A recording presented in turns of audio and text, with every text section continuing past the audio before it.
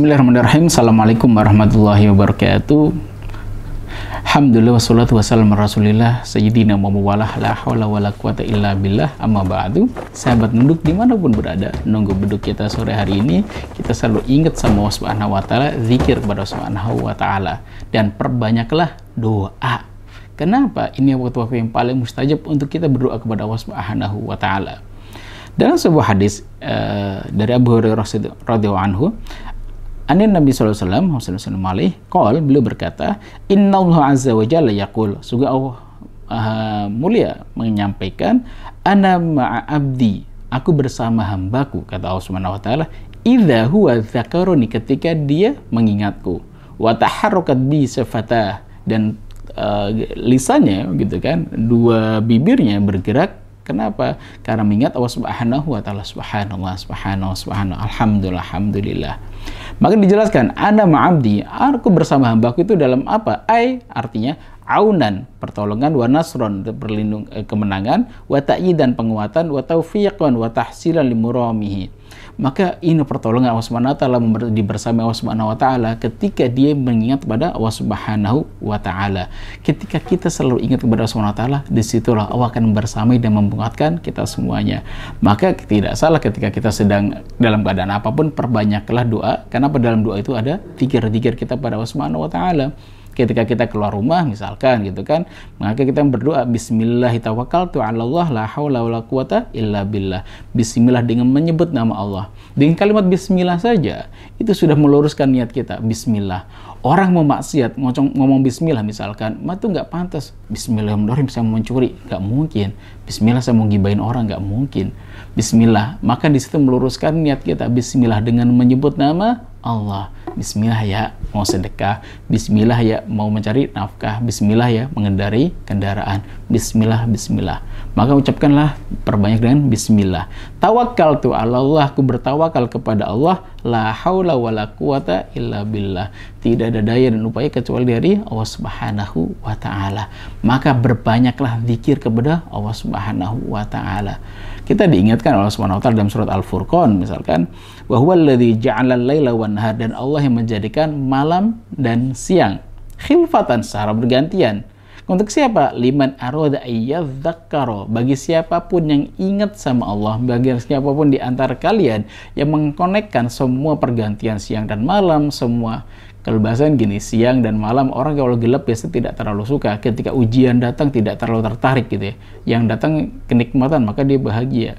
Maka sesungguhnya semuanya itu liman arada ayyadzakkara ayyashkura, ketika orang yang mendapatkan kadang malam, kadang siang gitu kan, ya itu semua sama aja ketika disandarkan kepada Allah Subhanahu wa ta'ala. Nah, ketika orang itu ingat sama Allah Subhanahu wa ta'ala, maka endingnya adalah arada syukur, pasti dia akan bersyukur. Ada suatu momen di antara kehidupan kita, ada potensinya kita mendapatkan musibah, kita nggak nyaman dalam kehidupan kita, tapi di situ ternyata Allah ingin meletakkan sebuah kebaikan untuk kita semuanya. Ada kisah yang menarik gitu kan, ketika misalkan kita satu titik kita diberikan sesuatu yang memang kita tidak harapkan. Pengennya ke tempat A, tapi ternyata dibelokkan sama kenapa ke tempat ini. Ternyata tempat itu jauh lebih baik untuk kita. Saya sendiri merasakan hal itu ketika berharap sekali dulu kuliah itu di Mesir. Allah belokkan ke Libya. Ternyata ya Allah baru tahu beberapa tahun kemudian, syukur delaynya adalah memang yang cocok buat saya adalah Libya. Kenapa? Di situ beasiswanya penuh. Kalau di Mesir, masih harus ada ikhtiar tambahan lagi dari rumah. Kalau kita harus bekerja, ya lebih pas ada di sini. Tapi tentang tema ulama, ya Masya Allah, Mesir luar biasa. Ulama-ulama besar hadir ada di sana. Setiap tempat pasti ada kebaikannya masing-masing gitu kan. Setiap kita harus mengetahui bahwa kalaupun kita pernah ngiri pada orang lain, ya Allah kok dia celananya besar ya, enak ya, kayak kainnya besar gitu ya, nomor ukurannya berapa, 42. Ya memang badannya besar, tapi kalau misalkan kita badannya kecil, jangan pakai yang besar. Dia nggak cocok. Ada suatu momen yang dia cocok buat si fulan tapi nggak cocok buat kita. Kenapa? Karena Allah lebih tahu ukuran dalam kehidupan kita. Ketika semua perputaran siang dan malam, perputaran suka dan tidak gitu kan, ketika kita konekkan ayyadzakkara, kita ingat sama Allah, kita zikirkan kepada Allah Subhanahu wa ta'ala, kita konekkan semua dengan Allah, yang ada adalah endingnya kita akan bersyukur. Maka di Mantra-Rezeki kita diajarkan ketika ada tumbukan, boom, as-sabru inda sadmatil ula, sabar di titik pertama, dan kita mengatakan wow, keren. Kerennya di mana? Pasti di sini ada bungkus permen. Di belakang bungkus permen itu ada permen yang sangat manis. Kita akan bersyukur dari titik yang pertama. Kita terima dulu bungkusnya, kita terima dulu musibahnya. Kita sandarkan semua kepada Allah. Yakin ya Allah, di belakang ini pasti ada kemudahan darimu, ada kemanisan permen darimu ya Allah. Tinggal nunggu waktunya saja. Ada yang dibuka bungkus permennya, ujian tadi dibuka dalam waktu sehari 2 hari, ada yang dibuka dalam seminggu 2 minggu, ada yang dibuka sebulan 2 bulan, ada yang dibuka setahun 2 tahun, ada mungkin belasan tahun baru dibuka. Nabi Yusuf misalkan, anak yang disayang oleh keluarganya, disayang oleh Nabi Yakub, Masya Allah, anak yang penuh dengan cinta dalam keluarganya, didengki dan dihasati oleh keluarganya, oleh kakak-kakaknya, dibuang ke dalam sumur. Bungkus permen yang pertama dihasadin oleh kakak-kakaknya, dibuang ke dalam sumur. Habis itu dijual menjadi seorang budak, belasan tahun kemudian jadi budak. Habis itu digodain oleh majikan, habis itu dimasukin dalam penjara bertahun-tahun. Ternyata memang di situ dakwahnya Nabi Yusuf dimulai mana? Dari penjara. Setelah itu beliau dikokohkan oleh Allah SWT menjadi seorang pemimpin sebuah negeri yang besar namanya Mesir. Memang perjalanannya emang gitu ya. Perjalanannya kadang nggak mudah. Tapi ketika semua dikonekkan dengan Allah Subhanahu wa taala, jadi indah. Hanya nunggu waktu saja. Kalau Nabi Yusuf waktunya puluhan tahun belum baru dibuka semua ujian-ujian itu. Yang paling penting adalah ketika kita semua ujian datang pada kita itu, kita konekkan dengan Allah, kita sambungkan dengan Allah, yang muncul adalah nanti kesyukuran di endingnya. Maka yuk ketika ujian datang, yuk syukurin saja. Syukur delay kadang diajarkan oleh Ustaz Nasrullah. Banyak di antara kita mungkin bersyukur itu terlambat. Kenapa? Ketika dia dapat ujian A gitu kan, qadarullah harus mendapatkan ujian A, ternyata di situ orang yang menitipkan sesuatu yang jauh lebih baik. Contoh misalkan ada beberapa di antara sahabat kita gitu ya, ketika dia di PHK dari tempat kerjanya, diletakkanlah di situ ujian demi ujian, kekurangan demi kekurangan, berbulan-bulan, bertahun-tahun. Ternyata Allah yang menetapkan rezeki yang lebih mulia, lebih besar lagi. Ketika dia menjadi seorang CEO, dia punya perusahaan sendiri, oh ini loh.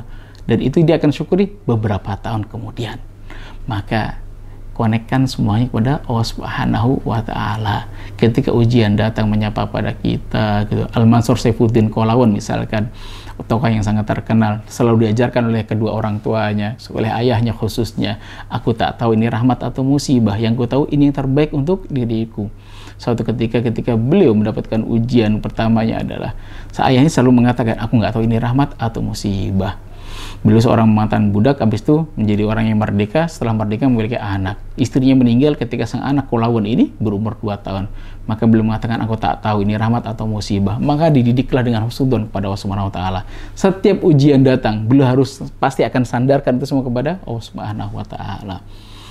Sampai suatu ketika beliau nabung lagi, ketika nabung itu belum belikan kuda gitu kan, datang ke pasar ngajak sang anak, "Nak, yuk kita ke pasar, kita beli kuda." Sampai di sana pulang gitu kan, dicemooh oleh tetangga, ya Allah, orang yang nggak kaya, sok-sokan punya kuda yang bagus. Karena impian sang ayah adalah beliau berjihad fisabilillah. Jihad itu butuh modal, diantaranya kuda. Pas pulang dicemooh oleh tetangga-tetangga gitu kan. Kata ayahnya, aku nggak tahu cemoohan ini rahmat atau musibah. Yang aku tahu yang terbaik untuk kita. Ya mungkin menjadi menggugur dosa-dosa kita. Setelah itu dirawatlah kudanya dengan perawatan terbaik, diberikan rumput yang terbaik, yang paling segar, bahkan dibijitin juga dimandiin, Masya Allah kudanya.